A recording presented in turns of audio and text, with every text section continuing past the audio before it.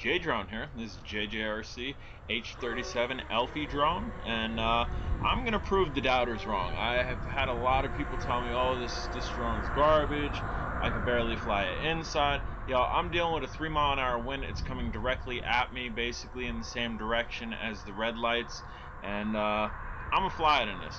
I do have it in, I believe it's the second speed setting on the touchpad. I believe it's 60% or something. I'm flying directly into it.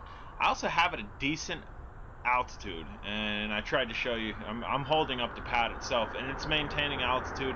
It's not drifting too much. It was drifting slightly sidewards and backwards because of the wind, but I'm having zero issues with this. A little spinaroo there for you, just to show you I can do the same thing with this that I can do with the drone with the controller. Is it harder? Yes, it's harder. Is it more challenging? Of course it's more challenging, especially for me.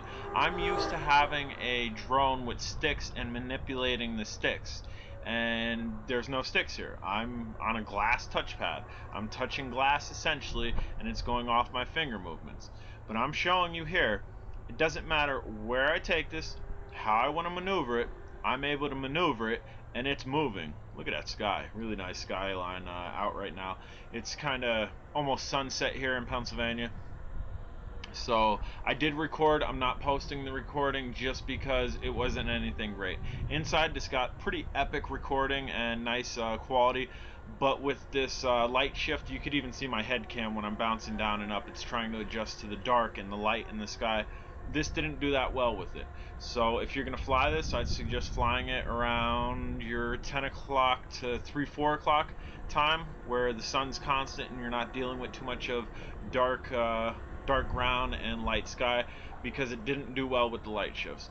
But back to flyability of this. Look, I'm flying it. I'm using a touchpad. I've not modded it. I've not modded my touchpad. I'm using an Amazon Fire. I'm not even using a high-tech touchpad or a high-tech cell phone. I'm using an Amazon Fire.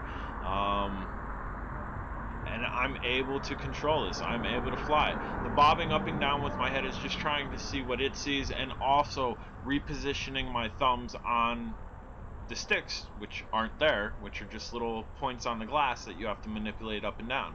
But as you can see, guys, this is up there. I'm not baby flying it. I really wanted to get this out. I really wanted to test it, and I'm testing it. And again, I'm dealing with a light wind. It's dealing well. It's coping well just on the, I believe there's probably three speed settings. It probably goes 30, 60, 100. I have it on 60. And this thing's having zero issues. I've not lost control of it this entire flight. I'm able to move it left, move it right, yaw it left, yaw it right, and it's doing it. I'm able to bring it back to me. I'm able to drop altitude. I'm able to increase altitude. Zero issues whatsoever. So if you guys are afraid of touchpad drones, I'm not going to front. I had a Queso. It came with no controller. One of my friends from Drone Days, if you're not on Drone Days, check it out. The link's at the bottom. It's on Facebook. Cool guys. But anyways, one of my friends on Drone Days, John, he sent me an Queso controller. I never flew that Queso with the touchpad again because I didn't like it. The reason I didn't like it is because I was not proficient using it. I was used to a controller. This, I've tried every single one of my controllers to bind to it. Nothing will bind to it, so I'm stuck using my pad.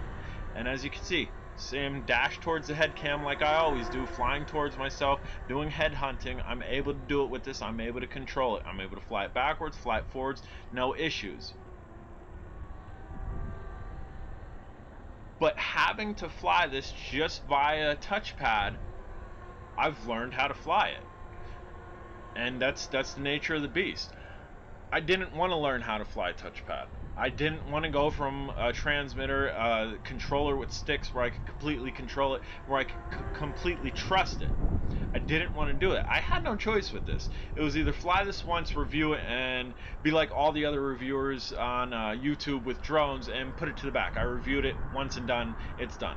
That's not what J-Drone does. I fully test these drones for the life of the drones as much as possible. I do work a full-time job, but as much as possible, I do it. So I had to learn it, and I've learned it. Look, altitude, we're up there. I've headhunted myself. I've flown it backwards with inverted directions, and there. Look at that range. I know a lot of people are scared to take some of their controller drones that far, and especially some of these newer reviewers saying, oh, I'm only comfortable flying at that high, so I'm unsure of range. You're only comfortable flying at that high because you don't know how to orientate at a high rate, at a high altitude. I do. Am I a little bit iffy with this? Yeah, a little bit, because it's not a controller. But am I very impressed? I'm extremely impressed by the range that this thing's gotten during this flight. And, like, thoroughly impressed, because again, I'm using an Amazon Fire. I'm not using an iPhone. I'm not using a Galaxy. I'm not using an Apple touchpad, or I'm using an Amazon Fire. And this thing's flying every which way that I would like it to. The red lights are the back, the white are the front. So when you see those red lights coming towards me, I'm flying backwards. Or no, I'm sorry. When you see the white lights coming towards me, I'm flying backward with inverted controls. Bam, white lights, flying towards myself, inverted controls, over my head hunting. This thing is flyable, guys. If you're afraid or you're unsure or you haven't used the touchpad, get used to it. It's actually pretty fun. And then when the flight's over, I can stick the touchpad in my pocket and just be carrying the drone, or in this case, I can fold up the arms and stick the drone in my pocket.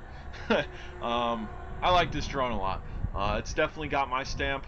As far as the camera goes, the camera's not awesome. It's definitely great indoors. I'm gonna have to test it around that period that I said, about 10 o'clock to like 2, 3 o'clock, where the sun's at peak position, where you're not gonna get the light and dark transitions because it didn't deal well with it here. But we'll definitely get that tested. And to land this, guys, you are just gonna pull down and out on your touchpad sticks, just like you did to start it. And I'm gonna land it now. The lights are blinking. I don't want to crash land it, so we are gonna bring it down steadily here. Take care.